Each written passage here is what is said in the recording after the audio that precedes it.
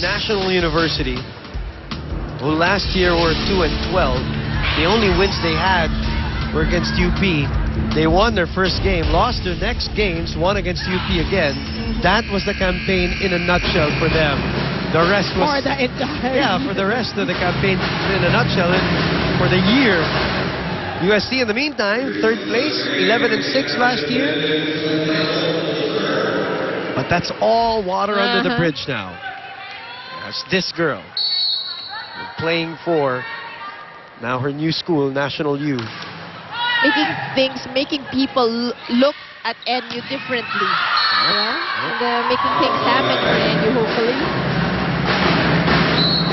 Ingrid Reyes will come in for UST.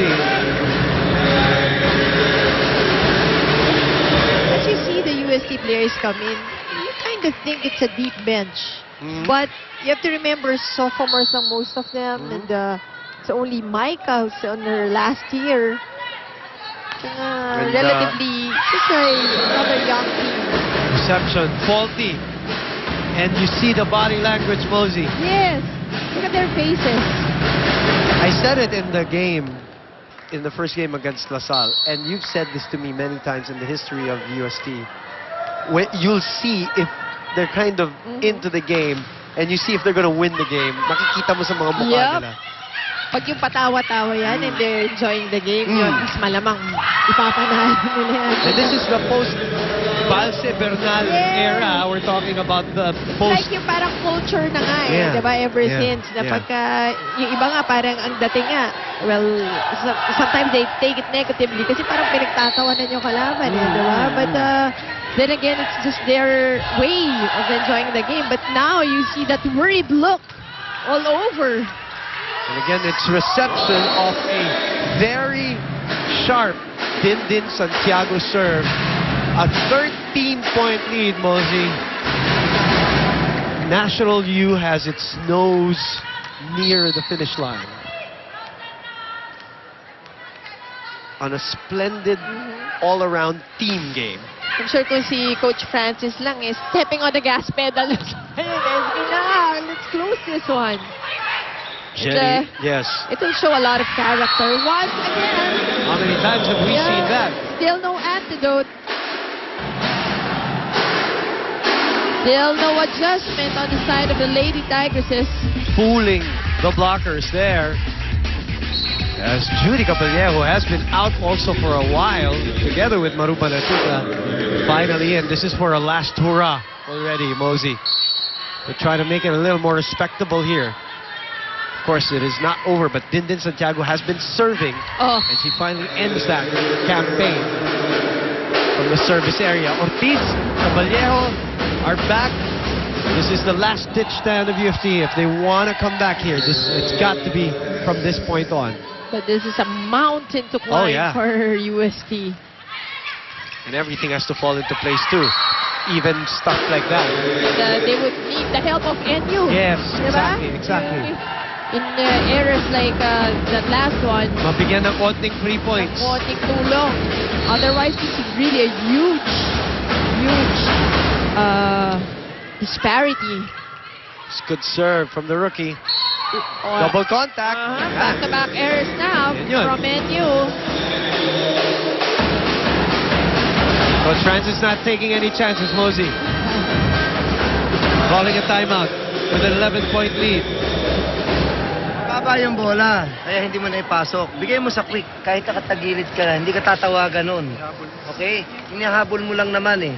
Okay. So tapos na yun. Mag-receive tayo ng maayos. Okay? Anong play nito? Backline ha? Mag-be quick ka. Naintindihan. Pagkatapos saan ka? Mag-ano ka? Kunwari pag ganito, biglang gagano ka. Okay? Mosey, magturo muna tayo ng mga baguhan nating nanonood. Pag sinabing be-quick. Pag sinabing be-quick, ang A-quick yung parang diretso lang pataas. Ang B-quick, ilalayo mo ng konti. It's almost parang siguro mga 2 feet away from that A-quick. Ang C-quick, yung halos open na siya, pero patulis yung pagkakaset. Sharp yung setting. Which is yun talaga ang nagiging problema na UST. They really need those quick attacks. They really need those quick setups. The luxury naman ngayon dito sa NU has been giving them the point, especially if Dindin is in front. Yes, yes. Maru Banatikla sent back in here. Down 12. Fourth set. Oof. Oh, that's going to be long. That's already the fourth 3-point that National U has given away in this set. Buti na lang, ang laki talaga ng laman. But if you're coaching and you know this is a long campaign, these are the things that you have to fix, ano? That's right. Things that you want to throw away. Yes. Take out. Dahil marami pang ilalaro dito. 12 pa. And you will be put in the same situation so many times. Or, you'll be in exactly the opposite situation na ikaw yung naghahabol na kailangan mo lahat ng puntos. Yep. Could be.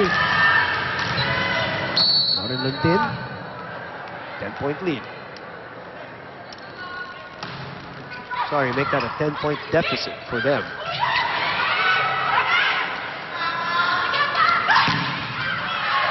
Good job by Reyes, but Ordaz slow on her feet. Yep, and UST takes another one. She slick spot on the NU side.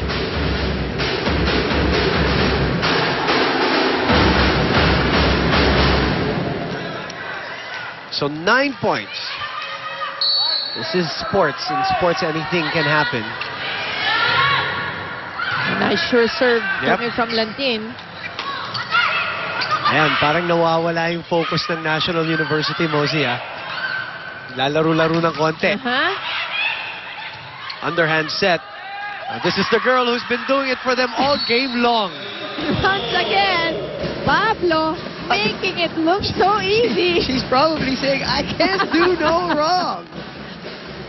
What can I do? Somebody stop me. Kumbaga sa basketball, Mosey, Oo, batsang-batsa. umaapoy eh. Batsang-batsa yung ring. Lahat pumapasok. Parang umaapoy yung kamay. 13 for UST, 23 for National U. Perez.